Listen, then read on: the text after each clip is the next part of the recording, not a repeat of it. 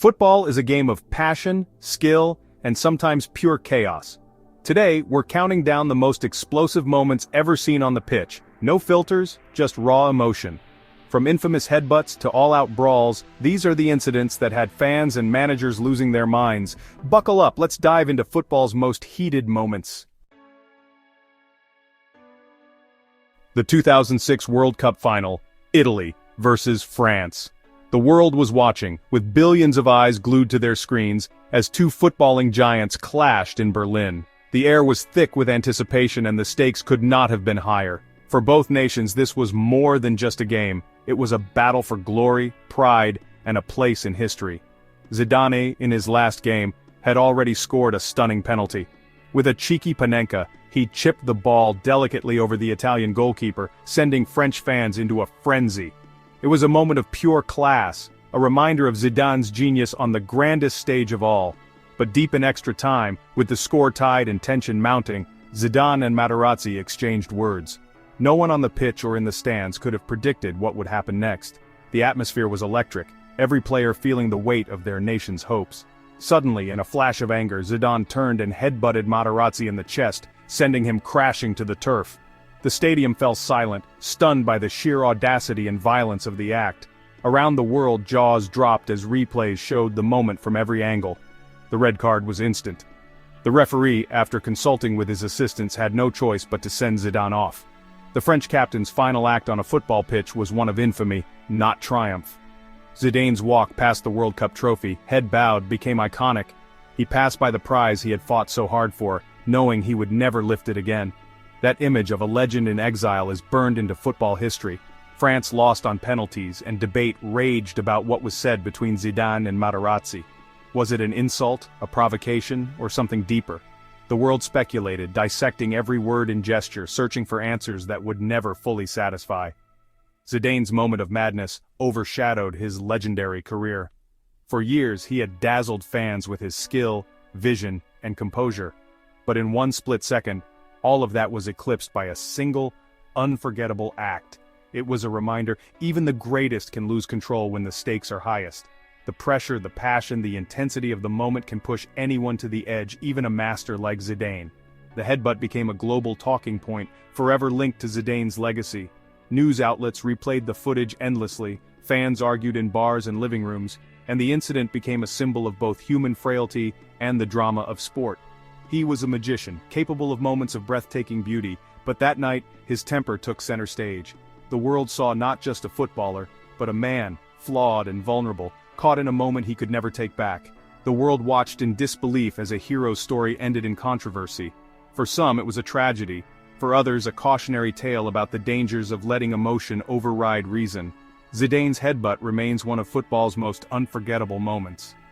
It is replayed, discussed, and analyzed to this day, a permanent fixture in the sport's collective memory. Sometimes even legends crack under pressure. In that instant, Zidane reminded us all that greatness and vulnerability can exist side by side, and that the line between hero and villain is often razor thin. 1962 World Cup Chile vs. Italy, the Battle of Santiago. From the start it was chaos, brutal tackles, tempers flaring, and a powerless referee. Italian midfielder Fergie was sent off but refused to leave, needing police intervention. The crowd hurled missiles, and the match finished 2-0 to Chile. The violence overshadowed the result, making it one of the most infamous games ever. The Battle of Santiago is a stark reminder of how quickly passion can turn to aggression. Sometimes the beautiful game gets ugly. Roy Keane vs. Alf Inge Holland, a feud years in the making. In 2001, Keane unleashed a brutal, career-ending tackle on Holland in a Manchester derby. The red card was immediate, but the damage was done. Keane's act of revenge led to a lengthy ban and a tarnished reputation. It's a chilling example of how grudges can explode on the pitch. Sometimes passion crosses the line into pure aggression. Luis Suarez, one of football's most electrifying strikers, a player whose name is synonymous with both genius and controversy. On the pitch, Suarez dazzled fans with his incredible footwork, sharp instincts, and an uncanny ability to score from impossible angles. But behind that brilliance lurked a darker, more unpredictable side, one that would shock the world time and again. It all began in 2010 during his time at Ajax. In a moment that left fans and commentators speechless, Suarez bit Otman Bakal on the shoulder during a heated match. The incident was caught on camera, and the football community erupted in disbelief. The punishment was swift and severe, a 7-match ban that would haunt his reputation for years to come. But Suarez's troubles didn't end there. Fast forward to 2013, now playing for Liverpool in the Premier League. In a tense clash against Chelsea, Suarez inexplicably bit Branislav Ivanovic on the arm. The football world was stunned. Again. This time the consequences were even harsher, a 10-match ban and a media frenzy that painted Suarez as football's most unpredictable villain. Then came the 2014 World Cup, the grandest stage of all. In a high-stakes match between Uruguay and Italy, Suarez struck once more, sinking his teeth into Giorgio Chiellini's shoulder. The world watched in disbelief as the incident replayed across screens everywhere. FIFA responded with a 4-month ban from all football activities, making headlines around the globe. 3 separate biting incidents, 3 major bans, Suarez's bizarre behavior became the talk of the football world. Fans, pundits, and psychologists alike tried to make sense of his actions, as news outlets ran wild with speculation and analysis. Despite his undeniable talent and countless goals, these moments of madness left a permanent scar on Suarez's legacy. He was a player who could win matches single-handedly, yet his impulsive actions overshadowed his achievements. In the end, Suarez became football's most infamous repeat offender, a legend for his skills, but forever remembered for his shocking lapses in control. His story is a reminder that even the brightest stars can be eclipsed by their own demons, and that the pressure of the beautiful game can sometimes bring out the most unexpected sides of its heroes. Eric Cantona, genius maverick and the man behind one of football's wildest moments. Known as the King by Manchester United fans, Cantona was a player who brought both artistry and unpredictability to the pitch. His presence was magnetic, his style unmistakable, and his temper legendary. He was the kind of footballer who could change a game with a single touch, or a single moment of madness.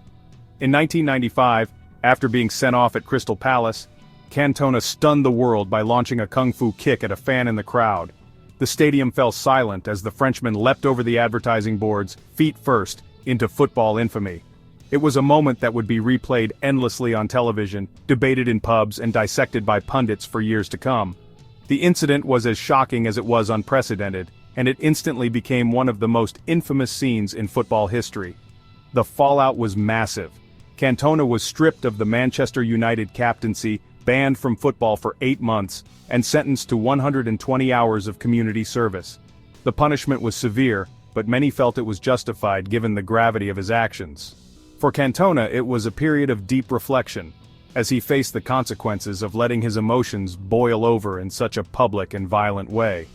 The incident sparked a nationwide debate about player behavior, the responsibilities of footballers as role models, and the abuse players sometimes endure from fans. Was Cantona's reaction a moment of madness, or a response to provocation? The media frenzy was relentless, with headlines questioning the culture of football and the pressures faced by those in the spotlight. Cantona's actions were indefensible, but the pressure on top players is immense. Every mistake is magnified, every outburst scrutinized. For Cantona, the weight of expectation and the intensity of the English game may have contributed to his explosive reaction. Behind the scenes, he was a complex figure, both admired and misunderstood.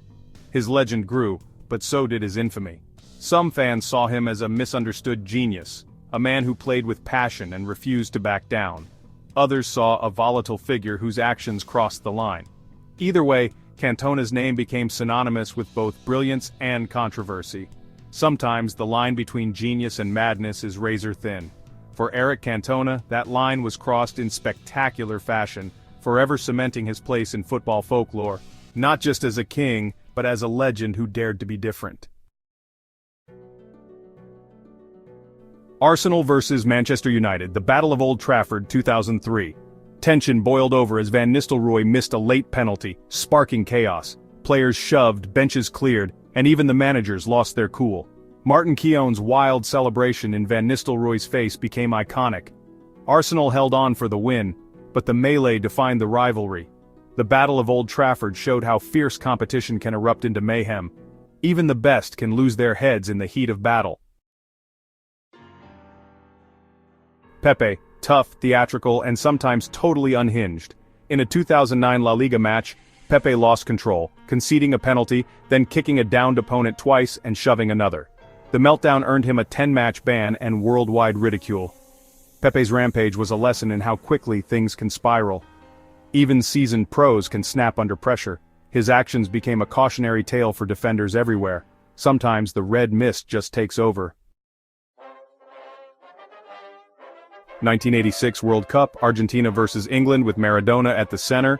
He scored with his hand, the infamous hand of God, and the goal stood. Minutes later he dribbled past half the England team for a legendary second goal. Argentina won, but the controversy never faded. Was it genius or cheating? Maradona blurred the lines. The hand of God became one of football's most iconic moments. Sometimes greatness and controversy go hand in hand. Maradona's legacy is forever tied to that day. 2010 World Cup Final, Spain vs Netherlands. Spain's tiki-taka met Dutch aggression, with Nigel de Jong's kung fu kick on Xabi Alonso stealing headlines. 14 yellow cards and 1 red made it the most ill-tempered final ever. Spain kept their cool, winning in extra time. The match was a triumph for Spain, but a reminder of how ugly football can get. Even on the biggest stage, tempers can boil over. 2006 World Cup, Portugal vs Netherlands, the Battle of Nuremberg. 16 yellow cards, 4 reds, a World Cup record. The match was a parade of fouls, dives, and confrontations. Portugal won, but the spectacle was marred by chaos. Sometimes the passion of the World Cup spills into mayhem. The Battle of Nuremberg remains a low point in football history.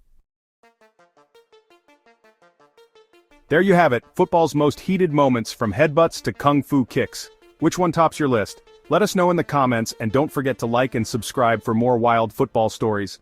Until next time.